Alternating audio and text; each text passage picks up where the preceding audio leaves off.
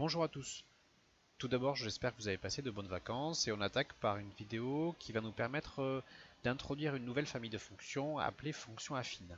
Pour ça, nous vous avons donné un nouveau problème qui parle de panneaux solaires. On a un panneau solaire qui est vendu à un montant de 10 000 euros et chaque année, on va faire des économies de 1 250 euros. C'est-à-dire que le panneau solaire va nous apporter l'électricité qui va permettre d'économiser tout ça. On va s'intéresser à ce qu'on appelle le bilan financier. Bilan financier, c'est l'argent gagné auquel on enlève l'argent dépensé. Donc au début, on se doute bien qu'on ne va rien gagner, et année après année, ça va nous permettre de rattraper. Donc au début, on va être en négatif, puisque l'argent dépensé va être assez énorme, et puis petit à petit, ça va monter. Pour résoudre ce problème-là, nous vous avons proposé trois solutions complètement différentes. Pour ça, du coup, pour la correction va être forcément un petit peu plus longue. Donc vous allez voir dans la vidéo, en fait dans les liens qui sont en dessous de la vidéo, je vais vous présenter trois temps différents et vous allez pouvoir, en fonction de la solution que vous avez choisie, soit le problème, soit le tableur, soit les fonctions équations, vous allez pouvoir sauter directement à l'élément qui vous intéresse. N'oubliez pas la dernière partie, le bilan, qui va vous permettre de remplir la partie basse de la page. Bien, première méthode, résolution du problème par raisonnement déductif, ce que l'on fait instinctivement depuis tout petit. Alors concrètement, pour gagner un petit peu du temps, j'ai ici préparé un petit peu le travail. Alors, comment est-ce qu'on lit ça? On vous demandait de calculer argent gagné moins argent dépensé. Donc au début, on a gagné l'argent de 5 ans. Chaque année, on gagne 1250 euros. Donc on est à 5 fois 1250. On enlève de ça l'argent qui a été dépensé, forcément, les 10 000 euros. Il ne reste plus qu'à calculer 5 fois 1250, 6250, on soustrait, on arrive à moins 3750. Autrement dit, au bout de 5 ans, on a perdu de l'argent. Pour le moment, on n'a pas assez gagné pour arriver à rembourser le départ. On refait les mêmes calculs pour 10 ans, c'est le même principe, sauf qu'au lieu d'avoir 5 ans, on en a 10. On fait le même calcul, je suis allé un petit peu plus vite. Donc au bout de 10 ans, on est à 2500 et là, on est plus grand que 0. Ici, on est en positif, ici en négatif. Du coup, la petite phrase réponse que j'ai mise à côté, au bout de 5 ans, il n'a pas remboursé. Par contre, mais au bout de 10 ans, oui. Alors, on vous demande ensuite, au bout de combien de temps il aura fini par gagner de l'argent. Alors, j'ai fait différents essais. Je ne les ai pas forcément écrits là parce que ça aurait été un petit peu long, mais j'ai essayé. On sait que c'est entre 5 et 10 ans, donc j'ai essayé 6, 7, 8, 9, 10. Et il se trouve que je me suis aperçu qu'au bout de 8 ans, ça tombait pile dessus. 8 fois 1250, on tombe pile sur les 10 000 euros qu'il y avait au départ. Donc, au bout de 8 ans, il aura remboursé et il gagnera de l'argent à l'année suivante. Donc, on a cherché à quel moment le bilan était nul et à partir de la 9e année, ça augmente. La suite devient un petit peu plus compliquée, un petit peu plus délicate à manipuler. Dans la question 3, on vous demande de trouver une fonction qui permette de calculer le bilan financier en fonction de x. X, c'est le nombre d'années. Et ce qui nous intéresse dans l'histoire, ça va être les méthodes de calcul qui ont été utilisées au-dessus. Alors, si je reprends les calculs qui ont été faits là-haut, si je reprends celui-là et celui-là, à chaque fois, c'est exactement le même calcul. Qu'est-ce qu'on a fait? On a pris le nombre d'années multiplié par 1250, les euros par année, auquel j'ai enlevé les 10 000. Ici, pareil, le nombre d'années multiplié par 1250, auquel j'ai enlevé les 10 000. On a fait exactement le même calcul en remplaçant une variable. Et qu'est-ce que c'est qui prend toujours une opération, un objet mathématique qui fait tout le temps la même opération et on change juste le nombre d'entrées? Ce n'est rien d'autre qu'une fonction. Donc en fait, ça nous donne quoi? Notre fonction, on change juste le nombre qui est en entrée. En l'occurrence, c'est 5, 10, ici c'est le nombre d'années qu'on a appelé x, donc c'est x multiplié par 1250, auquel on enlève 10 000. Ça, je peux l'arranger un petit peu, on est sur du calcul littéral, on préfère l'écrire dans l'autre sens, 1250x moins 10 000. Ça marche? Et ça, c'est ce qu'on va utiliser pour la suite, pour le bilan. Si vous avez fait cette méthode-là, je vous invite à regarder la suite, parce que Ceux qui ont utilisé le tableur du coup vont trouver ces réponses-là, mais de manière un petit peu différente. Et ceux qui ont travaillé avec les fonctions, avec les équations, n'ont travaillé que avec cet objet-là. Et donc, essayez d'utiliser un petit peu le raisonnement que vous avez mis en place là pour comprendre ce qu'ont fait les autres. Bien, on va s'attaquer maintenant à la deuxième solution qui consiste à résoudre le problème en utilisant le tableur. La première chose qui nous intéresse, c'est dans les données de base, qu'est-ce qui change, qu'est-ce qui varie, qu'est-ce qu'on ne sait pas. En fait, ce qu'on ne sait pas, c'est simplement le nombre d'années. Donc au début, on ne sait pas trop le nombre d'années, donc on va partir sur par exemple de 0 à 20. En faisant glisser vers le bas, vous avez vu, on peut recopier une liste assez facilement. Je vous prendrai un ralenti si vous voulez. Ensuite, on vous demande, puisqu'on vous demande de calculer le bilan financier, c'est l'argent gagné moins l'argent dépensé. Donc, je vais me poser la question de combien est-ce que je gagne d'argent pour commencer. Alors, je gagne, on me dit 1250 € par an. Donc, c'est égal à 1250 multiplié par quoi? Multiplié par le nombre d'années. Alors, rappelez-vous, on va chercher le nombre d'années du coup sur la colonne de gauche. Donc là, en l'occurrence, ce sera la cellule A2. N'oubliez pas le petit symbole égal. Une fois que ça c'est en place, je valide. La première année, j'ai gagné 0 €. Ok, ça paraît assez logique. Et quand je fais glisser, comme ça, je peux aller valider. Tiens, on va les tester jusqu'à 10. 10 fois 1250, je suis bien à 12 500. Tout va bien. Je descends jusqu'en bas. Un petit calcul, 25 000, c'est pas mal. Maintenant, l'argent dépensé. Puisque la formule, c'est l'un moins l'autre. Hop, on agrandit un peu les colonnes, tout ça. J'ai dépensé combien d'argent? Dans mon énoncé, j'ai dépensé, depuis le début, 10 000 €. Ok? Ça, je ne peux pas le faire glisser. Parce que l'argent que j'ai dépensé, il n'a pas augmenté finalement. Donc là, on va plutôt faire un copier-coller. Copier, coller dans tout le reste. À chaque fois, bah, j'ai dépensé 10 000 €. C'est pas j'ai dépensé 10 000 € à l'an 1, j'ai dépensé 10 000 € à l'an 2. Non. C'est que c'est les 10 000 € du départ bah, qui sont restés dépensés du début jusqu'à la fin. Autrement dit, ça maintenant, il faut arriver à calculer l'argent gagné moins l'argent dépensé. Donc ça va me faire B2 moins C2, l'argent dépensé. Ça va me donner quoi? Ça va me donner ce qu'ils appellent le bilan financier. Ok. Première année, bilan financier, moins 10 000. J'ai perdu 10 000 €. Je descends vers le bas. Ah, j'ai gagné 1250 € la première année, donc mon bilan financier, petit à petit, augmente. C'est logique. Ça monte, ça monte, ça monte, ça monte. On se rapproche de 0, on se rapproche, on se rapproche. Allez, on y va franco.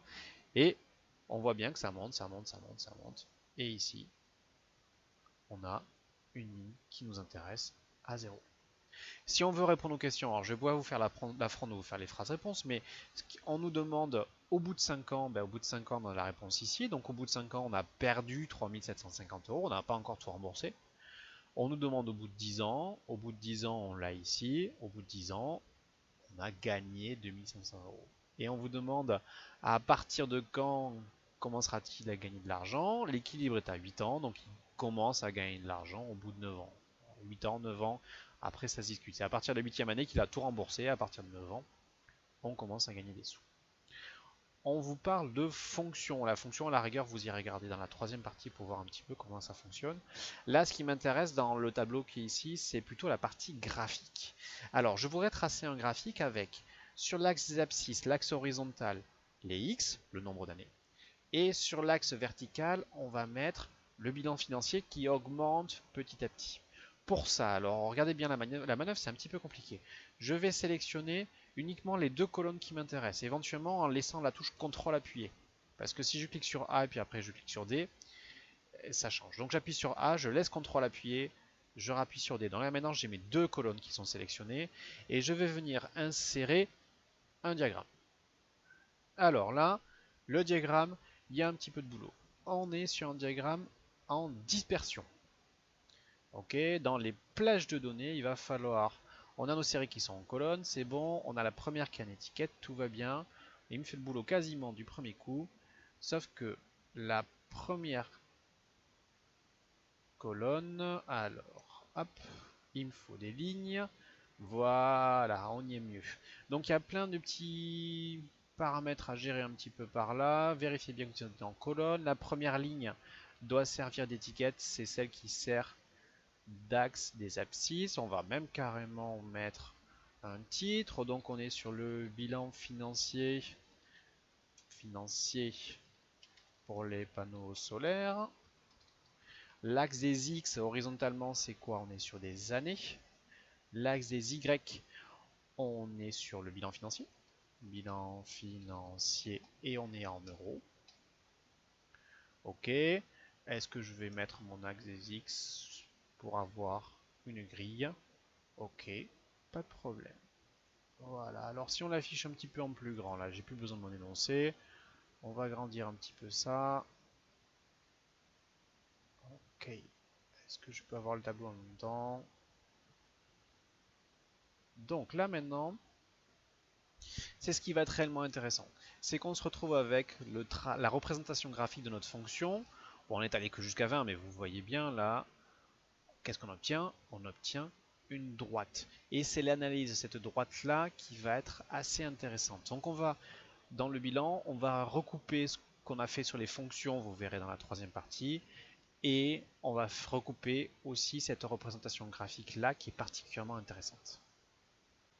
Bien, maintenant nous allons nous intéresser à la troisième méthode dans laquelle on vous demandait de résoudre ce problème soit à l'aide d'équations ou de fonctions, éventuellement un mélange des deux. Alors si on reprend les données de départ, on a 1250 € d'économie par an et un coût de départ de 10 000 €.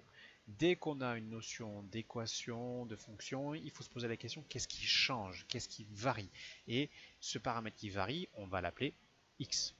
Donc on commence par ça, hein. on appelle x le nombre d'années, puisque c'est ce qui bouge. Et ensuite, on va essayer de calculer le bilan.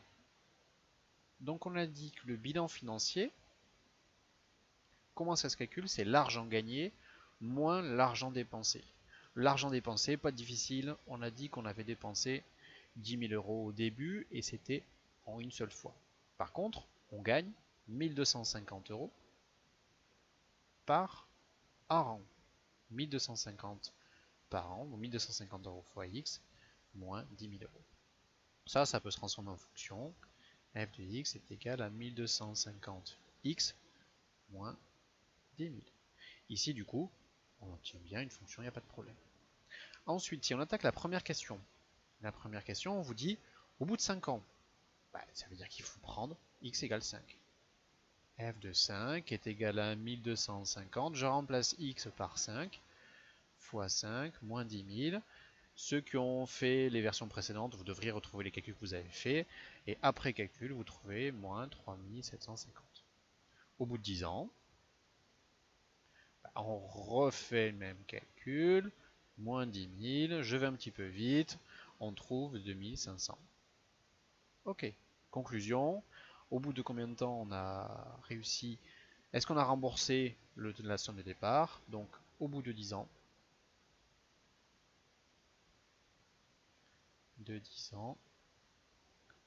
on a remboursé la somme de départ. C'est peut-être avant, mais en tout cas, on sait qu'à 10 ans, on est en positif. Avant 10 ans, on est en négatif, donc il y a encore du boulot. La suite, on vous demande à partir de quand on commence à gagner de l'argent.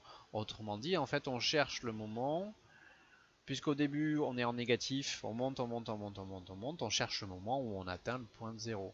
Et là, en fait, si on remplace tout ça, on se retrouve donc avec une équation, 1250x moins 10 000 égale à 0. Et cette équation, il va simplement falloir la résoudre. J'ai des x, j'ai des nombres, je veux enlever le 10 000, donc je fais plus 10 000 à gauche, plus 10 000 à droite, pas de difficulté, donc on est à 1250 x égale 0 plus 10 000, ça me fait 10 000. Il me reste à enlever le 1250, donc je divise par 1250 puisqu'il y a une multiplication entre les deux. Je divise par 1250, donc ça me fait x égale 10 000 divisé par 1250. Et à moins d'être très très bon en calcul mental, on sort la calculatrice et on trouve 8. Ça veut dire qu'au bout de 8 ans, on a autant d'argent qui rentre que ce qu'on a dépensé au début. Donc conclusion, à 8 ans, on est à l'équilibre. Équilibre. On commence à gagner de l'argent.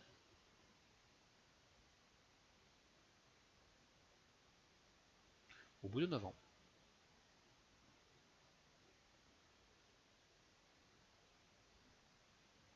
Bien, nous allons faire maintenant le bilan de l'activité. Pour ça, nous allons nous appuyer surtout sur les parties 2, par résolution par le tableur, et les parties 3, résolution par fonction équation. Donc ceux qui n'ont pas fait ces parties-là, je vous invite à aller jeter un petit coup d'œil, ou alors du moins s'il y a des choses que vous ne comprenez pas, n'hésitez pas à revenir dessus. Alors déjà, première chose du bilan qu'il va vous falloir recopier, vous aussi bien sûr. La première partie, c'est que la modélisation du problème par une fonction.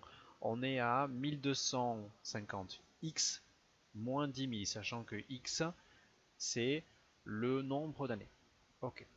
Ensuite, on a tracé dans le tableur notamment une représentation graphique de cette fonction. Cette fonction, on a vu que c'était une droite. La représentation graphique de cette fonction est une droite qui passe par certains points. Alors, il y a des points un petit peu particuliers. Si on regarde la droite, ici, j'ai le point 8, 0. C'est celui que vous avez cherché. C'est le moment en fait où le bilan financier est à l'équilibre. On voit que les gains ils montent petit à petit. Donc, on a le point 8, 0 qui est ici. On en a un autre aussi au début qui est lorsque j'ai 0 en, lorsque on est au début du truc, je n'ai fait que dépenser 10 000 euros, donc je suis bien à moins 10 000. Donc j'ai le point 0 moins 10 000, 0 moins 10 000 et le point 8, 0. Donc on obtient bien une droite. Ce qu'il faut savoir, c'est que ce que vous avez là, c'est une forme de fonction assez particulière. On les appelle les fonctions affines et elles ont une forme particulière sous la forme AX plus B. Alors le A dans cette histoire-là, c'est le 1250. Et le plus B, là on est à moins B, c'est presque pareil, mais en fait c'est plus moins 10 000. On a un B qui est égal à moins 10 000, on a un autre nombre. Donc à chaque fois en fait on a un nombre par lequel on multiplie, le A, et un nombre que l'on rajoute ensuite, le B.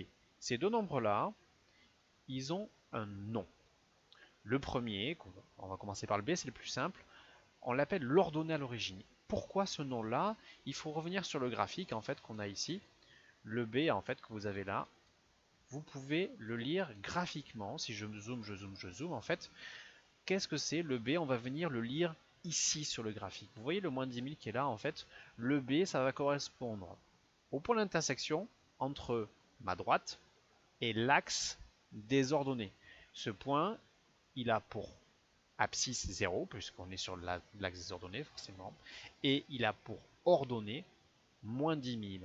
Et c'est ici ce qu'on retrouve, c'est qu'il correspond à l'ordonnée du point d'intersection entre notre droite et l'axe des ordonnées. Donc, ordonnée à l'origine, l'ordonnée qui correspond au point d'origine.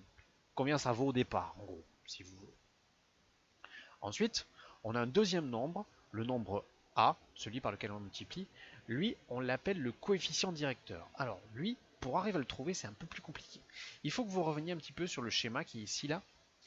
Je ne sais pas si je vais réussir à vous le montrer comme il faut correctement, mais en gros, c'est lorsque j'avance d'un an, de combien je monte. Revenez au problème de départ. Lorsque vous avancez d'un an, vous avez gagné 1250 euros de plus. Donc lorsque vous vous déplacez d'un an, votre gain financier augmente de 1250 euros. Donc ici, plus 1, plus 1250. Qu'est-ce qui va se passer si au lieu de gagner 1250 euros, je gagne 2000? J'ai des panneaux solaires super performants. Qu'est-ce qu'elle va faire ma droite? Ma pente va augmenter, elle va aller plus vite, donc ma droite va monter. A l'inverse, si j'ai un gain qui est beaucoup plus faible, ma droite, elle va être beaucoup plus penchée, voire même si au lieu d'un gain, je me suis fait avoir, j'ai des pertes. La droite, au lieu de monter tout doucement, qu'est-ce qu'elle va faire? Elle va descendre. Donc en fait, le A, qu'est-ce qu'il vous donne? Il vous donne la pente. Il vous donne la direction de la droite. Et c'est pour ça qu'on l'appelle le coefficient directeur. Coefficient parce que, un peu comme un coefficient de proportionnalité, c'est un nombre par lequel on multiplie. Et directeur parce que c'est lui qui donne la pente. Alors là, mine de rien, en 15-20 minutes, on vient d'expliquer quasiment tout le contenu du chapitre que vous allez voir. Donc, si vous êtes un peu perdu, c'est normal. Il y a plein de choses. Vous avez vu plein de choses ici. Vous avez résolu un problème, vous avez fait une tableur, vous avez tracé un graphique, vous avez utilisé des équations, vous avez manipulé une fonction, vous avez appris 3 mots de vocabulaire, fonction affine, ordonnée à l'origine, coefficient directeur. Bref, ça fait beaucoup. Donc, vous ne pouvez pas encaisser tout ça d'un coup. On va passer une semaine, 2 semaines, 10 jours à retravailler tout ça tranquillement et à revenir réexpliquer. Cette vidéo est particulièrement importante dans le sens où elle présente tout. Donc s'il y a un moment, et éventuellement même à la fin de la leçon, vous avez besoin de faire un bilan, de revenir, etc., revenez voir cette vidéo-là et vous allez a priori recomprendre un petit peu tout ce que nous avons vu. Merci à tous et passez une bonne journée.